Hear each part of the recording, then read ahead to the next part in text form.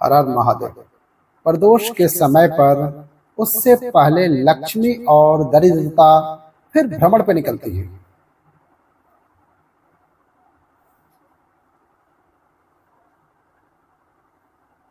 शिव भ्रमण करके जब वापस आ जाते हैं, हिंदू धर्म में पीपल के वृक्ष की जो गणना वाराह पुराण में की गई है, 4 बजे से 7 बजे तक शिव के भ्रमण का समय रहता है शाम को।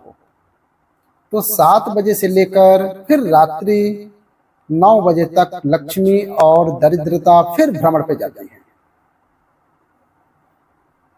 इनका एक समय निश्चित होता है भ्रमण करके आ जाना। अब इस बीच में जब लक्ष्मी और दरिद्रता दोनों निकल कर जा रही हैं, तो दोनों एक भाव रख कर जाती हैं कि आज हमको कहाँ प्रवेश करना है,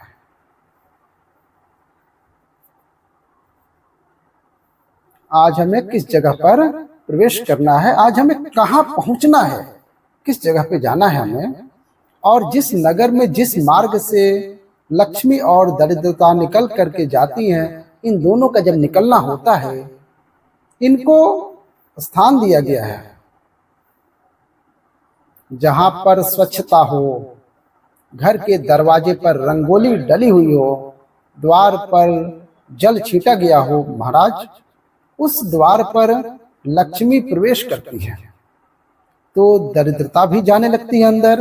जब दरिद्रता अंदर जाने लगती है तो लक्ष्मी उसको रोक देती है, पहले मैं देख कर आती हूं कि तेरे लिए स्थान है कि नहीं है, तो यहां रुक।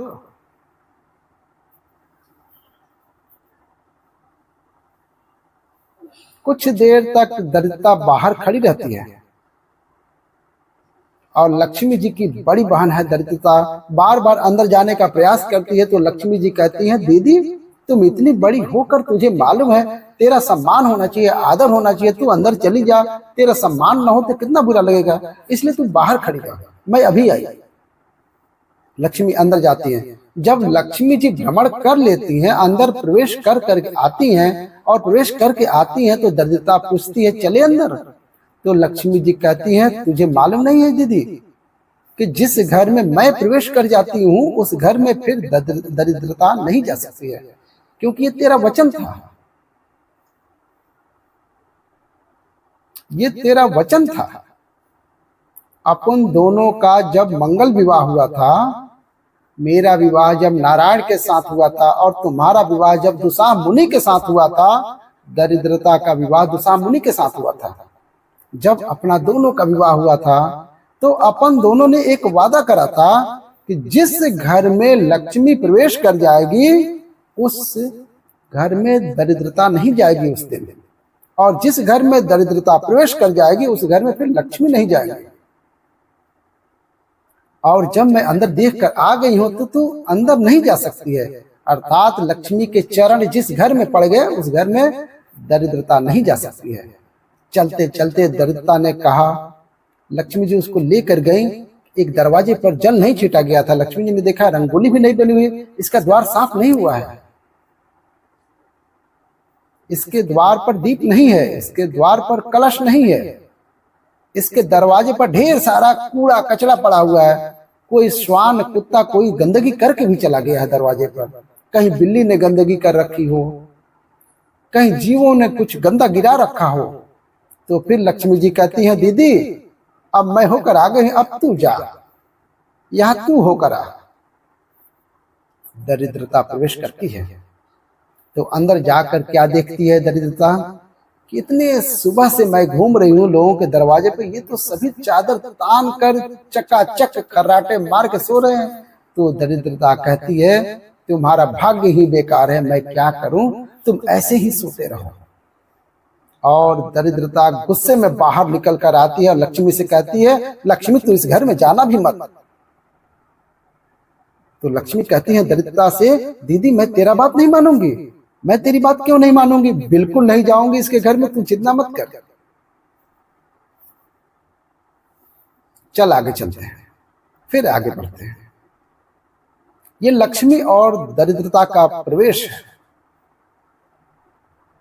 आपके घर का द्वार आपके घर का दरवाजा फिर निवेदन करूंगा। बहुत सुंदर बात। हमें महाराष्ट्र से सीखना चाहिए, हमें साउथ से सीखना चाहिए, दक्षिण वालों से। जिस समय पर भक्ति देवी यमुना जी के घाट पर रो रही थी अपने पुत्र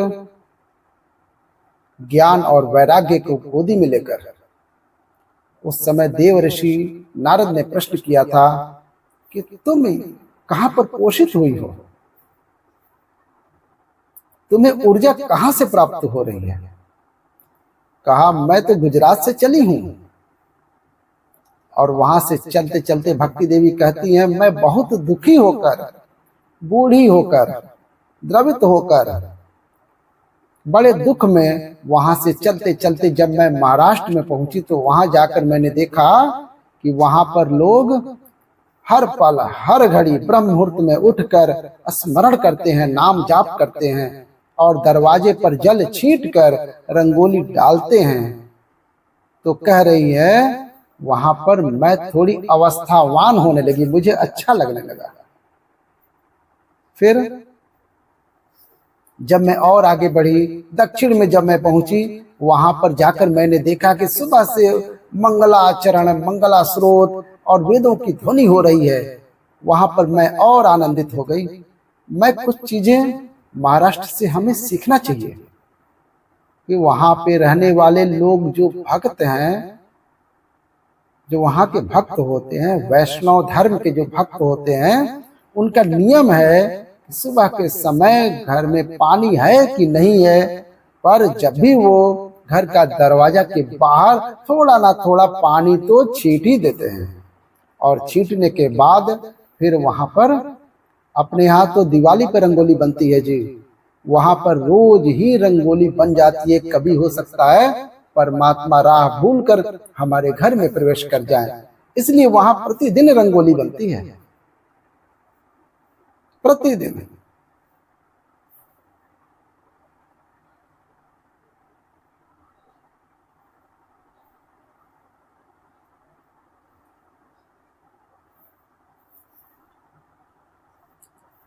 हमें सीखना चाहिए। आज के जमाने में तो बहू अपने कमरे की झाड़ू लगा ले, वही बहुत बड़ी बात है। हो खड़ी खड़ी बहू ये देखती रहेगी कि नौकरानी सही से झाड़ू लगा रही है कि नहीं, वहां से लगा के लाओ, इधर से एड़ के लाओ, वहां से कचरा छोड़ो, वहां से पोछा लगाओ।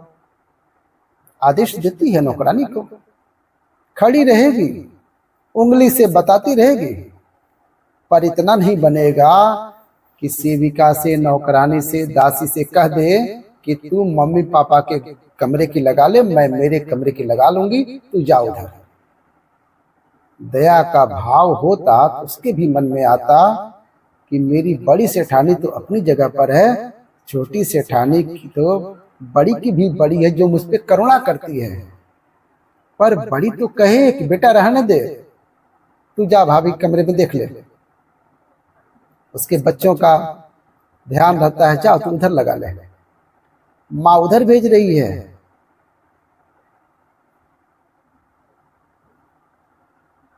थोड़ा सेवा का भाव होना चाहिए, हमारे कहने का मतलब ये है।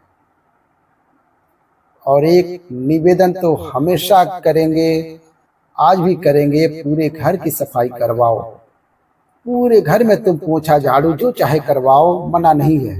पर एक निवेदन है, रसोई घर के अंदर बहू और बेटी ही जाकर भोजन बनाए तो अन्नपूर्णा सदा कृपा करती है।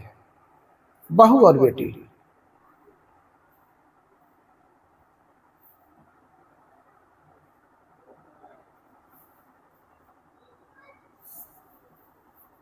कैसी लगी कथा?